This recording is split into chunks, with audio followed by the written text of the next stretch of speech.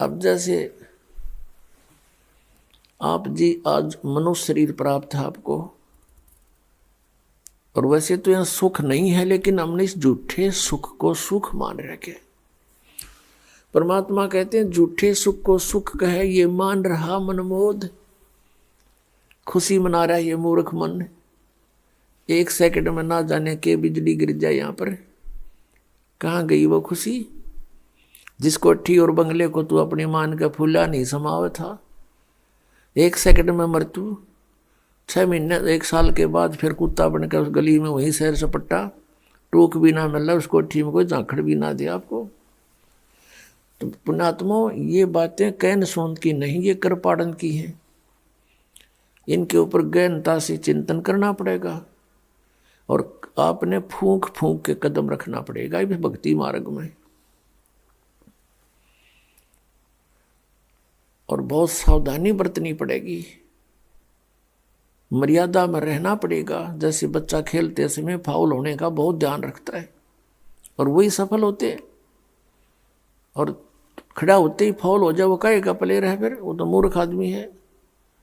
तो पुण्यात्माओं आपने इस परमात्मा के खेल में प्रवेश पाया है, अब सफल होके दिखाओ, शाबाशी मिले भगवान के दरबार में।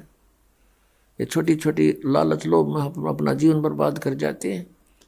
किसी से तम्बाकू नहीं छूटता, किसी के शराब की बीमारी ला दी, कोई कुछ और खाता है, कोई और बकवादें करता है। तो इन पर विजय पाना है, इनको हमने पराजित करना है मालिक की आड़ लेके। वैसे नहीं हो सकता, परमात्मा की शरण में रह करके हम इन पर विजय पा सकते हैं। निर्जीव के बस का नहीं है इनके ऊपर विजय पा लेना। आज हमें मनुष्य जीवन प्राप्त है, इसमें आप सुख भी महसूस कर रहे हो, और परमात्मा कहते हैं कल मृत्यु हो जाती है 1 सेकंड में। अब परसों बता रहे थे यहीं पर एक पूरा परिवार गाड़ी में आ रहा था, अपनी कार गाड़ी में, और कोई तूड़े का भरा हुआ ट्रैक्टर जा रहा था या ट्रक था, उसके साथ दुर्घटना होगी।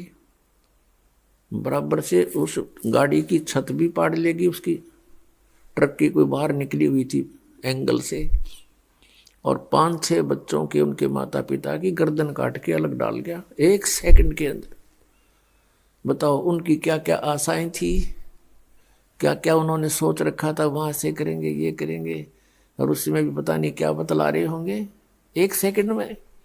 और यहाँ हम आंख मीच कर बैठे गोगो बन के, और यही कोठी बंगले बनाने में अपना जीवन व्यर्थ करने लग रहे हैं, क्योंकि हमें ज्ञान नहीं था। सबसे बड़ा हानि हमारे को हो रहा था कि हमें ज्ञान नहीं था, और ये ज्ञान भगवान दे दिया, और फिर भी हम इस पर तो ना नहीं सफल होंगे, तो हमारे जैसा नालायक नहीं इस पृथ्वी पे। अब सोचने का विषय है, विचारणीय विषय है कि आप जिन कोठियों को, संपत्ति को, संतान को अपना मानते हो, ये आपका नहीं है। ये दूसरी बात है, क्योंकि हम जीव संज्ञा में हैं, ये हमारे बात समझ में आती नहीं। परमात्मा की इस रोशनी में कुछ दिनों के बाद आपको ये स्पष्ट दिखाई देने लग जाएगा कि ये अपने नहीं हैं। अपने नहीं है तो ये कौन है? ये नहीं कि इनसे नफरत हो, नहीं, ये परमात्मा के हैं, बच्चे हैं उस धनी के, हमारे मालिक के बच्चे हैं। और मालिक के बच्चों से हमारा कैसा ट्रीटमेंट होता है, कैसा हम उसको ट्रीट करते हैं, कैसा व्यवहार करते हैं, उस मालिक के डर से हम उनको बहुत प्यार देने की चेष्टा करते हैं कि कहीं वो मालिक दुखी ना हो जाओ, उसके बच्चों को हम तंग कर दें। जैसे आप किसी भी नाते से जुड़े हैं, पति पत्नी, जेठ जेठानी, सास ससुर, ननंद, किसी भी नाते से आप जुड़े हो, तो ये ध्यान रखें कि ये आपके नहीं हैं। और ये नाते हमने यहाँ अपने एक समाज में जीने के लिए बनाने पड़े हैं, नहीं इनके बिना तो गदर माच जा।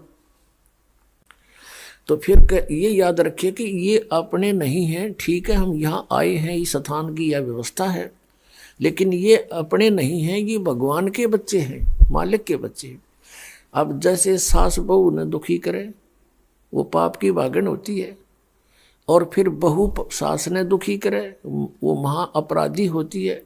क्योंकि सास की जो आशाएं होती हैं कि मेरी पुत्र वधू आएगी, मेरी सेवा करेगी, मैंने प्यार से बोला करेगी, तो वह हर प्रयत्न करती है अपने बच्चे के विवाह करने की कि मेरा बच्चा ब्याह जा, बेटी आवेगी, और वो फिर उसके विपरीत कार्य होते हैं, उसकी आत्मा दुखती है। तो अब हम ये भी सोचना है कि ये अपने नहीं है, ये तो आप सोचो ना सोचो या फाइनल बात है, आप मानो या ना मानो ये तो सही है कि ये आपके नहीं। हम मानने ना माने मृत्यु होगी, हमारे मानने से ना मानने से कोई फर्क नहीं पड़ेगा, वो है एज इट इज। तो इसी प्रकार ये बच्चे, ये संतान संपत्ति आपकी नहीं है।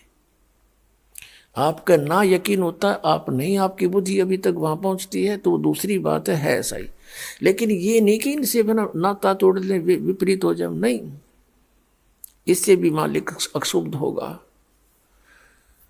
ये उसके बच्चे हैं, इनके साथ बहुत अच्छा व्यवहार करना है, उस परम पिता के, उस मालिक अपने धनी के बच्चे मानकर। अब जैसे दास ने देखा कि एक कोई फैक्ट्री का मालिक था, उसकी एक पुत्री थी 8-9 वर्ष की होगी, उसके लिए एक नौकरानी रखी हुई थी उसने, और उनकी कोठी से स्कूल विद्यालय उस लड़की का घनी दूर नहीं था, 1000-2000 फुट था बस, मतलब यहां से सड़क हो, इसे थोड़ा दूर लगा लो। तो उसके लिए कोई ऐसा व्हीकल भी नहीं लगाया उसने, वो पैदल चली जाती थी। तो वो नौकरानी गर्मियों के दिनों में उस मालिक की बेटी पर छाता रखती थी छोटा सा, और स्वयं धूप में चलती थी। उसको सुबह तो इतनी गर्मी नहीं होती थी, आते समय से वो ऐसे छाता करके लाती थी उसके ऊपर, और जो उस मालिक ने उसको पैसे देती थी, दिया जाता था महीने का खर्च, तो उसके भोजन का, पानी का, उसके कपड़ों का, जूतों का, पॉलिश का, वो सारा वो उन पैसों से ही वो उस बच्चे पर लगाती थी। और जिस दिन उसको नौकरी से निकाल दिया, उसने झांका नहीं उस मालिक की कोठी की ओर, ना उस बेटी की ओर, क्योंकि उसकी थी नहीं, उसका उसमें कोई मोह नहीं। उसको पता था कि मेरी नहीं है, लेकिन ये भी पता था ये मालिक की है, इसकी सेवा में कमी नहीं रहनी चाहिए। तो ऐसे ही पुण्यात्माओं, आपने अपने आप को ढालना पड़ेगा। यदि यहां जीना ठीक चाहते हो और सतलोक जाना चाहते हो, इस तरह आपके मन को इस सच्चाई से जोड़ना पड़ेगा। यह सत्य है, और हम सत्य मान रहे हैं असत्य को, क्योंकि हम बच्चे हैं, बालक हैं, बुद्धि हमारी बाल बुद्धि है।